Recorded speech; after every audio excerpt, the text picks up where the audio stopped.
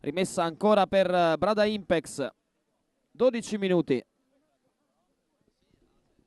Audino e Besic sul pallone. Tocco di ritorno di Brez con Stipancic che cerca l'anticipo ma non lo trova. Ancora Audino. Smista bene per Denis Dolsi che può caricare il destro. Lo prova da lì! Mamma mia che gol di Denis Dolsi! Vento o meno, centra l'incrocio dei pali. Imparabile per Messina.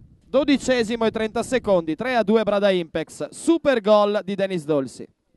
E adesso vediamo la risposta di Excalibur. Stipancic resiste di forza al ritorno di Denis Dolsi e poi cerca un destro verso Tuberoso